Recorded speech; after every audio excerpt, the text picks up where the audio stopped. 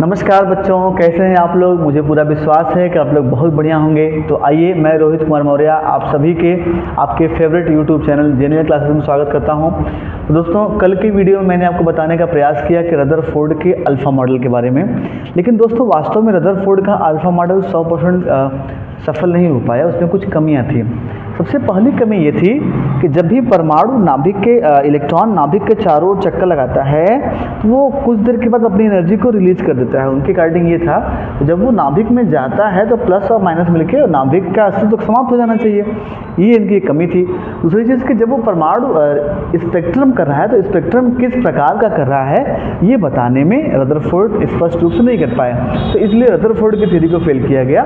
तो उसके बाद उनकी बोर आए और बोर ने प्लांक के क्वांटम सिद्धांत का थोड़ा सा प्रयोग करके अपनी थ्योरी को स्पष्ट किया। उन्होंने क्या बताया कि परमाणु में जो इलेक्ट्रॉन पाए जाते हैं वो नाभिक के चारों ओर एक वृत्तीय कक्षा में घूमते रहते हैं। और दूसरे रूप में इन्होंने बताया कि जो नाभिक के चारों इलेक्ट्रॉन हैं वो किसी निश्चित कक्षा में लगातार ऊर्जा का उत्सर्जन नहीं करते हैं। वो उनकी एक ऊर्जा फिक्स है, उस कक्षा में उस ऊर्जा के बेसिस पर लगातार वो चक्कर लगाते हैं। और थर्ड में उन्होंने ये बताया कि जब भी कोई इलेक्ट्रॉन किसी भी नाभिक के चारों ओर चक्कर लगाएगा तो उस इलेक्ट्रॉन के लिए जो उसका कोणीय संवेग है वो h/2π का पूर्ण गुणज होना चाहिए। अगर ये पूर्ण गुणज के रूप में नहीं है तो इलेक्ट्रॉन उस कक्षा में लगातार चक्कर नहीं लगाएगा, यानी mvr बराबर nh/2π। कहने का मतलब क्या है, अगर वो पहली कक्षा में चक्कर लगा रहा है तो mvr बराबर 1h/2π के बराबर होना चाहिए।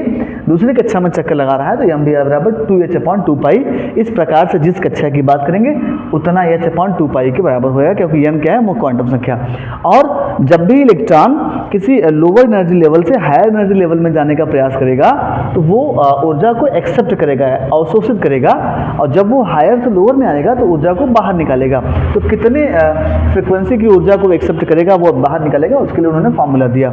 अगर वो बाहर से अंदर आ रहा है तो E2 - E1/h, और अगर अंदर से बाहर जा रहा है तो E1 - E2/s के रूप में होगा, जहां उत्सर्जित या अवशोषित करने की प्रक्रिया के द्वारा मालूम चलेगा। लेकिन दोस्तों, ये बोर का मॉडल बहुत ही बेहतरीन था, लेकिन फिर भी इसमें कुछ ना कुछ कमी रह गई। सबसे पहली कमी क्या थी, ये जो उन्होंने स्पेक्ट्रम बताया था मुख्य रूप से वो हाइड्रोजन या हाइड्रोजन के सदृश परमाणु जैसे हीलियम प्लस, लिथियम 2+, इस टाइप के परमाणुओं को लेकर बताया। अगर कोई तत्व ऐसा है जिसके पास इलेक्ट्रॉनों की संख्या 1 से अधिक है तो उसके लिए उन्होंने स्पष्टीकरण स्पष्ट नहीं कर पाए। दूसरा, उन्होंने ये बताया था कि जब परमाणु का स्पेक्ट्रम होता है हाइड्रोजन के सदृश में, तो जब बहुत अच्छी क्षमता के विभेदन क्षमता के सूक्ष्मदर्शी द्वारा देखा गया तो देखा गया कि हाइड्रोजन ही नहीं, हाइड्रोजन का जो स्पेक्ट्रम है वो कई रेखाओं से मिलकर बना हुआ है। तो जो अन्य रेखाएं हैं उनके स्पेक्ट्रम के बारे में ये कुछ भी स्पष्टीकरण नहीं कर पाए, तो ये भी इनकी असफलता थी। और तीसरा क्या था कि जिस पदार्थ से विकिरण हो रहा है, जिस प्रकार से प्रकाश अवशोषित या उत्सर्जित हो रहा है, जब उसको चुंबकीय क्षेत्र में रखा जाता है तो वो उसका विघटन स्टार्ट हो जाता है। तो जो रेखीय स्पेक्ट्रम का विघटन हो रहा है इसकी भी व्याख्या वो करने में असफल रह गए। इस प्रकार से इनकी थ्योरी में भी कुछ न कुछ कमी रह गई। तो नेक्स्ट वीडियो में मैं आपको इनकी थ्योरी में जो कमी रह गई उसका कैसे व्याख्या किया जाएगा उसको बताने का प्रयास करूंगा।